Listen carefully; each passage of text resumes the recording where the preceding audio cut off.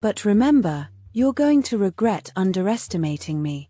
Safari extended his hand, shaking Bobo's. Good luck, my friend. You're going to need it.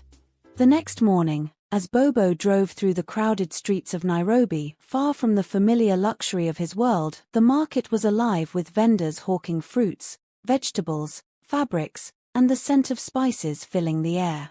This was not the kind of place Bobo usually found himself, but today he had a mission. Safari had mentioned a bakery in the heart of the market. After asking a few vendors, Bobo found it. A small wooden sign read Nikki's Bakery. He hesitated outside, unsure of what to expect. This wasn't just about winning a bet, he was stepping into unfamiliar territory. Pushing the door open, he was greeted by the warm scent of freshly baked bread and cakes. Behind the counter, a woman kneaded dough with confident hands. Her apron clung tightly to her curvy frame. This was Nicole. Her thick black hair was pulled back into a bun, and her round, kind face bore a gentle yet weary expression. She was nothing like the women Bobo usually pursued, she was real. No pretensions, no airs, just herself.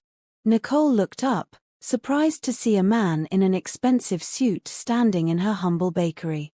She wiped her hands on her apron and offered a polite smile. Good morning.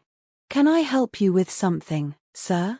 Bobo flashed his most charming smile, feeling the weight of Safari's bet in the back of his mind. I'm Bobo. I couldn't help but notice your bakery as I was passing by. It smells incredible in here. Nicole blinked, clearly taken aback by his polished appearance and unexpected compliment. Thank you. What would you like to buy? Bobo hadn't planned this far ahead. He hadn't come to buy anything, he was here to win her over. I was wondering if you'd like to have dinner with me tonight, he asked, trying to sound casual, though he felt a twinge of uncertainty. Nicole's eyes narrowed slightly as she folded her arms. Dinner? With you? Her voice was calm but laced with suspicion.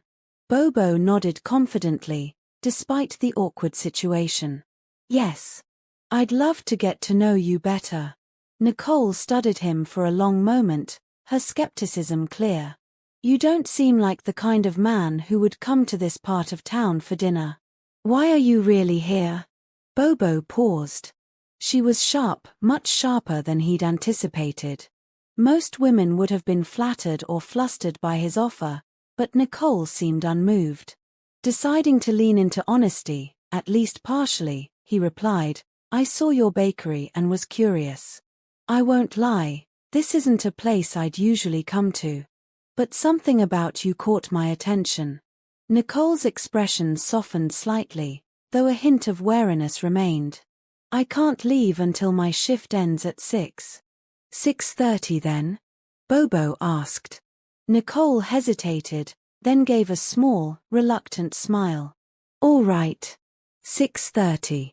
As Bobo left the bakery, his thoughts were muddled. This wasn't just a bet anymore. Something about Nicole intrigued him. She wasn't falling for his usual charm, and that strangely made him want to try harder. Bobo arrived at the bakery promptly at 6:30 that evening, feeling a strange nervousness he wasn't used to.